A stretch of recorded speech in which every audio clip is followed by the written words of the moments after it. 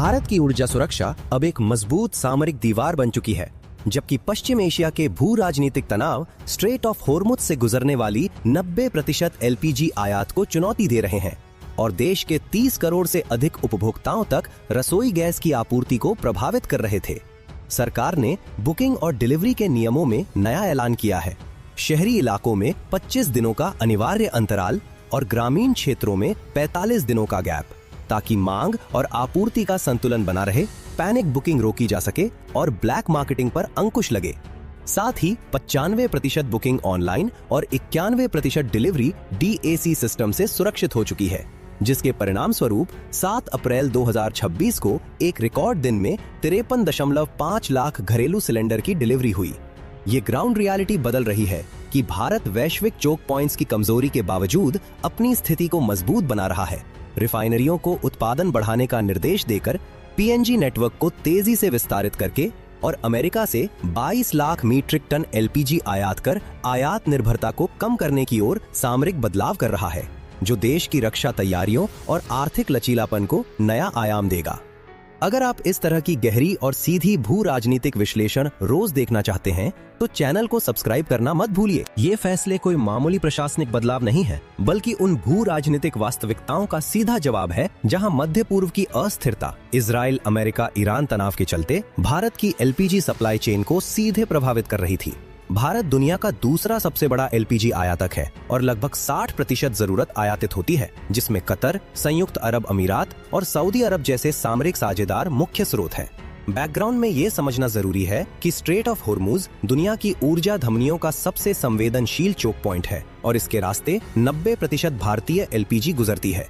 यहाँ कोई भी व्यवधान न सिर्फ रसोई तक असर करता है, बल्कि पूरे देश की औद्योगिक और रक्षा आपूर्ति लाइनों को खतरे में डाल देता है। भारत ने इस संकट को अवसर में बदल दिया है। PNG विस्तार को तेज करके जहां पाइप्ड नेचुरल गैस उपलब्ध होने पर घरों को 90 दिनों के अंदर LPG सरेंडर करना होगा, ताकि सिलेंडर पर निर्भरता कम हो और लंबे समय में सब्सिडी बोझ भी घट सके।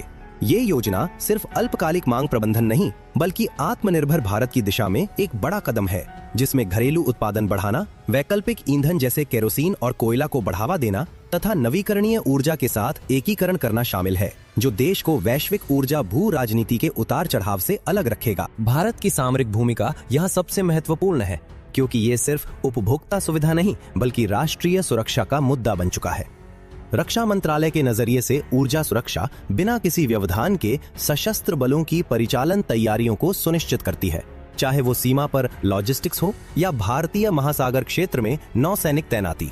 सरकार ने एसेंशियल सर्विसेज मेंटेनेंस एक्ट जैसे प्रावधानों को लागू करके अस्पतालों, शैक्षणिक संस्थानों और महत्वपूर्ण क्षेत्रों तक आपूर्ति को प्राथमिकता दी है। साथ ही एंटी होर्डिंग रेड में हजारों निरीक्षण करके ब्लैक मार्केट को रोक दिया है।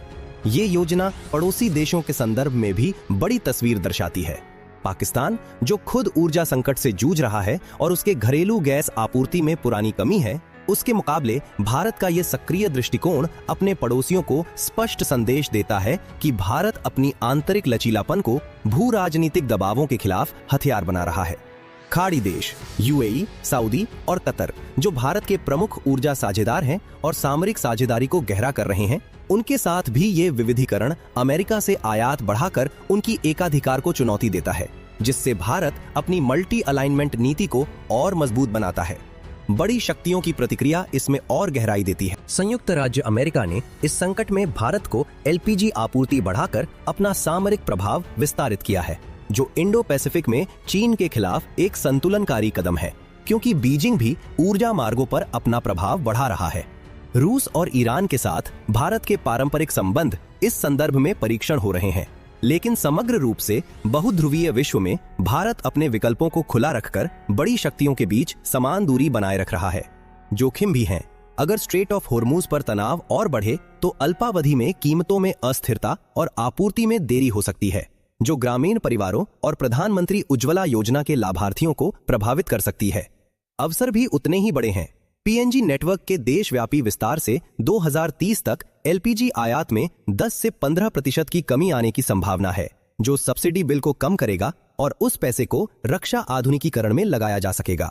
यह बदलाव भारत को ऊर्जा कूटनीति में नया नेता बनाता है, जहां सार्क पड़ोसियों को भी पाइप्ड गैस या तकनीकी सहायता के माध्यम से प्रभाव बढ़ाया जा सके और लंबे समय में ग्रीन हाइड्रोजन तथा नवीकरणीय ऊर्जा के साथ एकीकृत होकर जलवायु लक्ष्यों और सामरिक स्वायत्तता दोनों को हासिल किया जा सके। आगे देखें तो ये नया सामरिक बदलाव सिर्फ एलपीजी तक सीमित नहीं रहेगा, बल्कि पूरे ऊर्जा मैट्रिक्स को नया आकार देगा, जहां भारत को न सिर्फ आयात झटकों से बचना है, बल्कि अपने पड़ोसियों और बड़ी शक्तियों के साथ ऊर्जा गलियारों का निर्माण करना है, जो भारतीय महासागर क्षेत्र में नौसैनिक उपस्थिति को समर्थन दे। पाकिस्तान की ऊर्जा कमजोरियां उसकी आंतरिक स्थिरता को और कमजोर बना रही हैं, जबकि भारत अपने नागरिकों तक निर्बाध आपूर्ति सुनिश्चित करके अपनी सॉफ्ट पावर बढ़ा रहा है। चीन की बेल्ट एंड रोड पहल के माध्यम से खाड़ी में बढ़ते प्रभाव के मुकाबले भारत अपने क्वाड और I2U2 जैसे गठबंधनों को ऊर्जा सुरक्षा के लिए उपयोग कर रहा है। जोखिमों में यह भी शामिल है कि अगर विविधीकरण धीमा रहा तो भविष्य के संकटों में रक्षा बजट पर दबाव बढ़ सकता है, लेकिन अवसरों में यह है कि इस संकट ने पीएनजी को देशव्यापी प्राथमिकता बना दिया है, जो शहरी ग्रामीण विभाजन को भी पुल करेगा।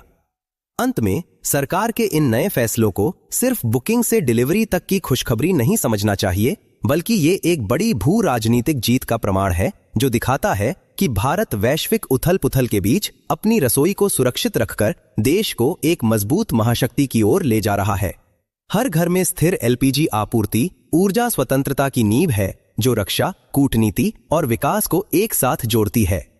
आप जैसे समझदार दर्शक इस विश्लेषण को समझकर ही देश के भविष्य को आकार दे सकते हैं।